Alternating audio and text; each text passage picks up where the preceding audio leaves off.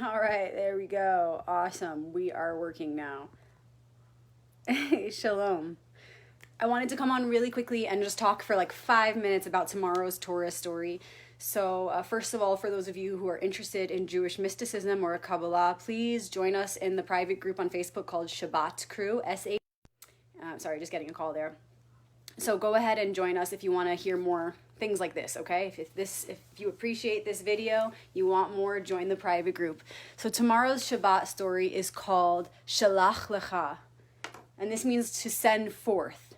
And this story is all about the journey where the Hebrew people are in the desert for so long and they're finally ready to enter the promised land, and 12 spies are sent to the land to scope it out and see if we should enter the land. So 10 of those spies come back with a very negative report. Okay, they start off saying, oh, it's amazing, it's the land of milk and honey, there is all this big abundance there, and they start to talk about the giants they saw there, and how small they felt. They described themselves as grasshoppers. And so although there was all this greatness there, they were afraid of it. They were saying, it's so much, it's overwhelming, it's huge, we're going to be crushed by it. But 2 of those 12 spies, Caleb and Joshua, had a different report.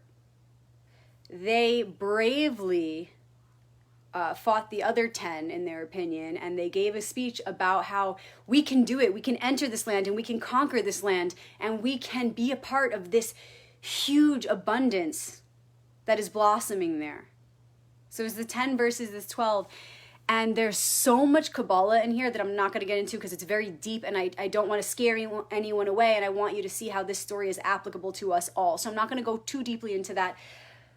However, the point is this: there are these parts of us, like those 10 spies, who will be afraid, who will have doubts, okay? It's the archetypes within us that question, overanalyze, and fear. And then there are those 2 out of the 12 that are like the mother and father within, that are unshakable in their faith, that will never have doubts. Those 2 represent the pure parts of the soul that can never be tainted by this world. And what this story is showing us is that our greatest downfall is our doubt, okay? Because when the Israelites, when the Hebrew people got to the land and they sent these spies, the spies came back and they believed the 10 over the 2. They believed the voices of doubt over the voices of faith. And they said, we want to go back to Egypt. Screw this. We want to go back. Just let us go back. And God was like, oh, you want to go back? You don't want to enter this land that I'm offering you? You know what? Go wander in the desert for another 40 years. And you know what? None of the next generation is going to survive. Only Caleb and Joshua are allowed to enter this land. And what he was saying there, it's metaphorical. He's saying only those pure aspects of the soul will enter through the gates of heaven, really. And none of the others will.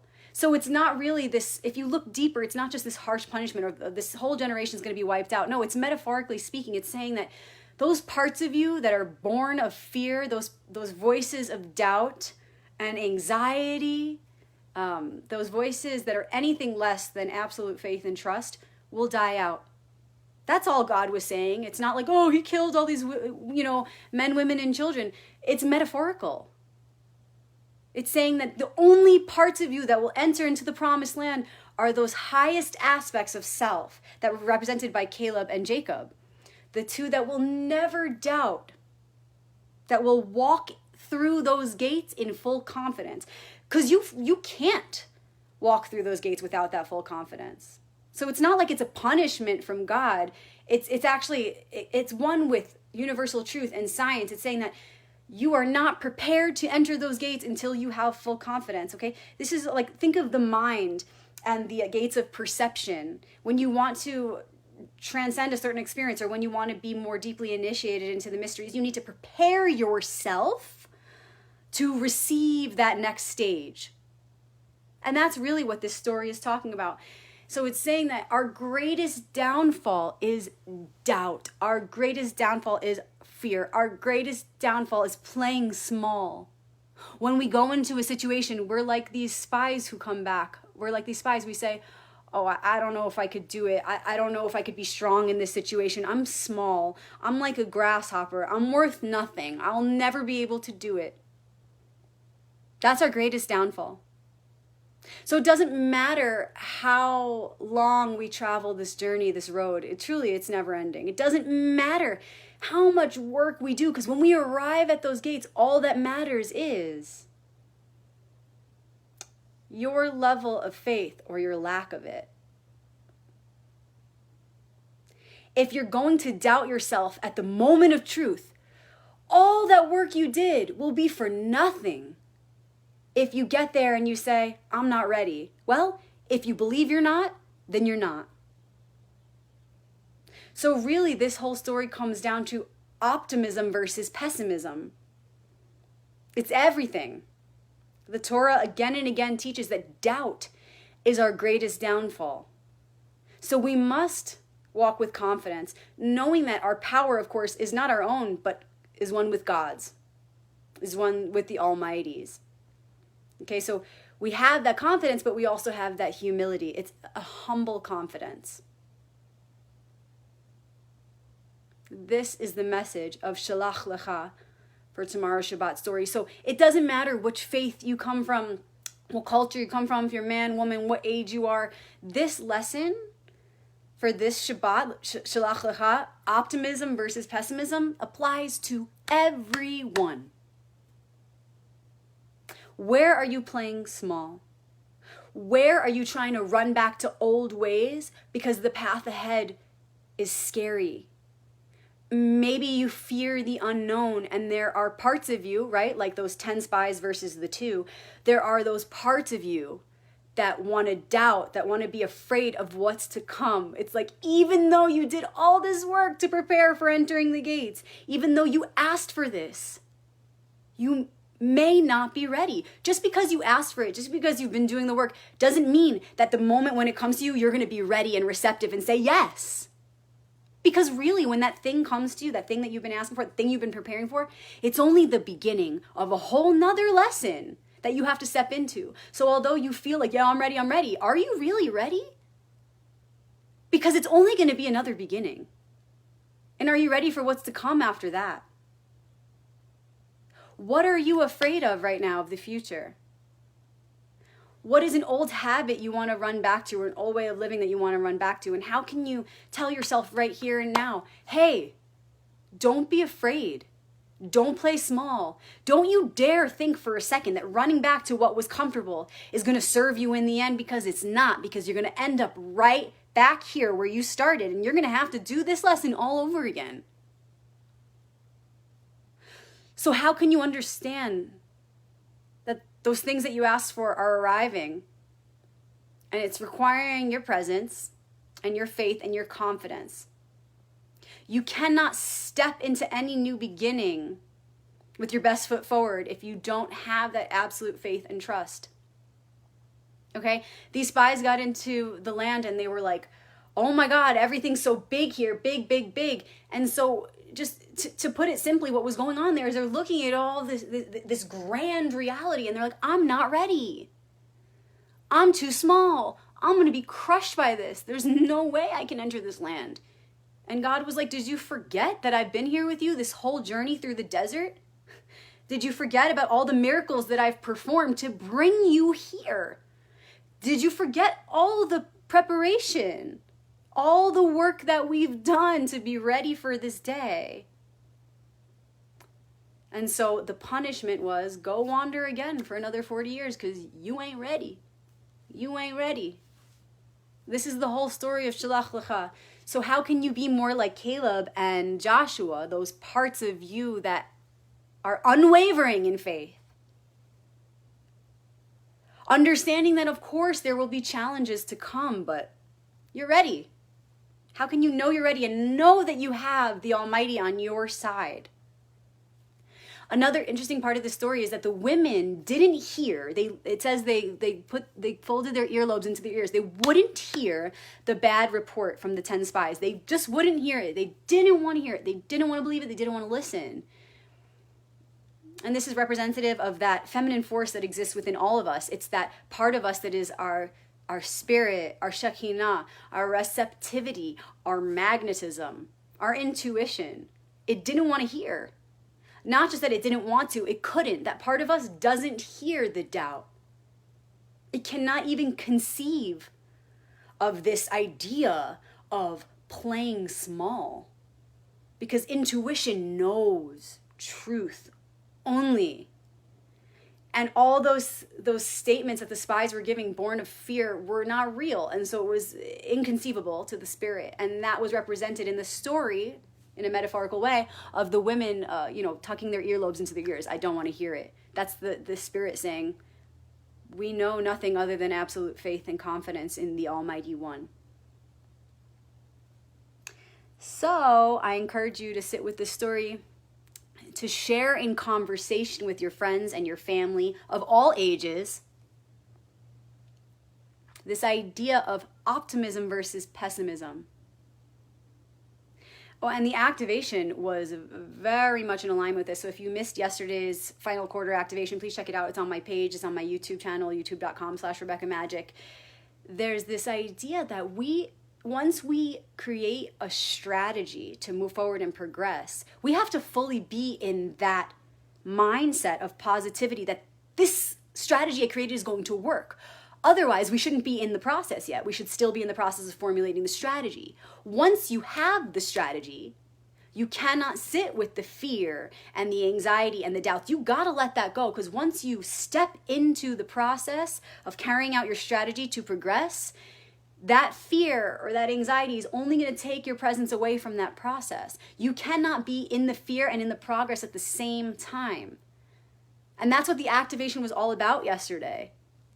And that's absolutely what this story is about. And it's so in alignment with the new moon next week. It's just saying that if we want this new beginning, if we want to step into the promised land, if we want to put into practice everything that we've learned and be able to reap the blessings of it all, then we need to move forward with confidence. We cannot have the doubts. We cannot have the fears. And you bet your ass we're going to be tested.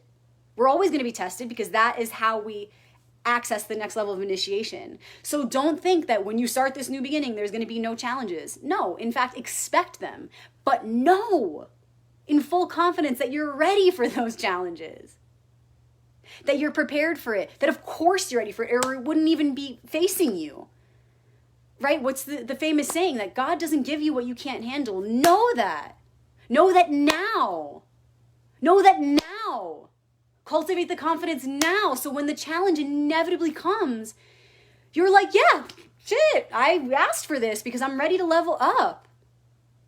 And you don't even hesitate with any doubt or any fear, because you're in full absolute trust, like Caleb and Joshua, that this is my path. Thank you, God, for bringing me this challenge so that I can rise higher, so that I can choose to respond with faith in you. And the universe loves that, right? What's the saying? The universe doesn't put out the net until you jump. When you have that faith, miracles happen.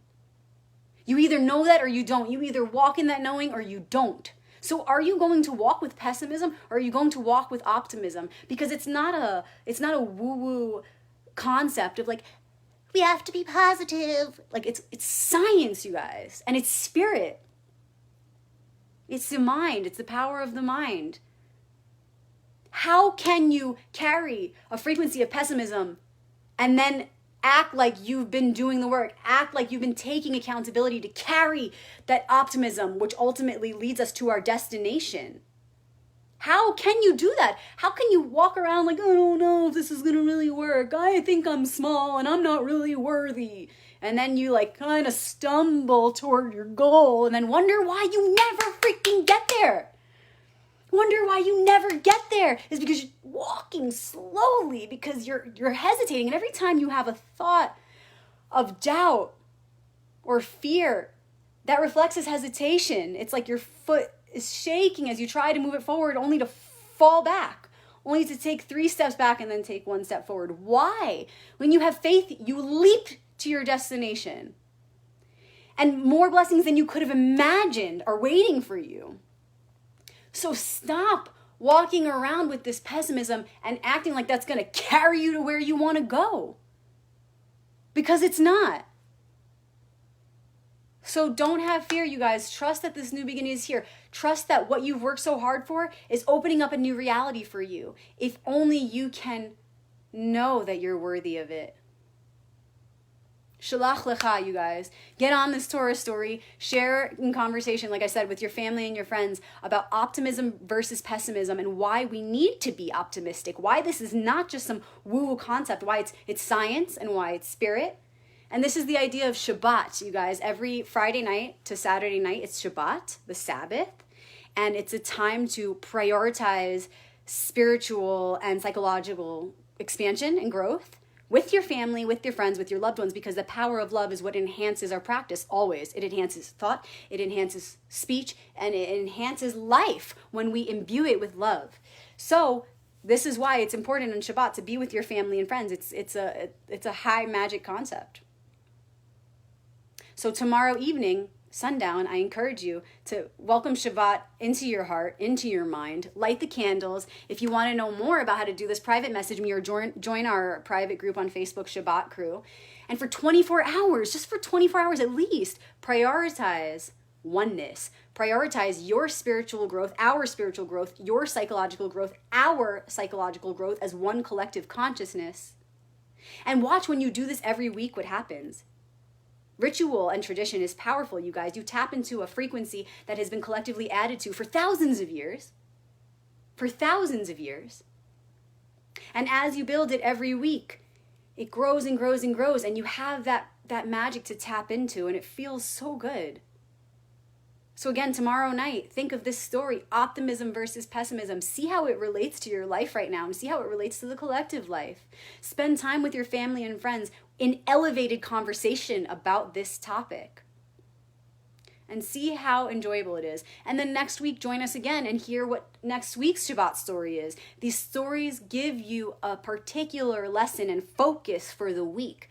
You don't need to try to find a focus. It's already, it's perfectly aligned because it's based on a rhythm, a pattern that is not like our Gregorian calendar. It's based on the lunisolar calendar. So if you want to know more about that, study the Jewish calendar, study the Hebrew calendar, and you will see that these stories every year come to you in the perfect timing. It's a code. It's a science. It's a technology based on universal truth. So these stories are always going to be applicable to all of us. You don't have to be a Jew to get these lessons, to make the most of them. You don't have to be a Jew to see the Torah, to receive the Torah in your heart and in your mind, and receive the codes from it. Receive the rituals that can help anybody align their life with the Most High and with the rhythms and cycles of nature. Torah is for everyone. So again, if you like this story, Shelach Lecha, and you want to learn more about it, I shared some of my favorite articles and resources in our private group, Shabbat Crew. So go ahead and join us. And I'd love to see you tomorrow night for the candle lighting. I've been going live for the Shabbat blessing and the candle lighting blessing, and I most likely will again tomorrow. So I'd love to see you there. All right, y'all. Enjoy your Thursday.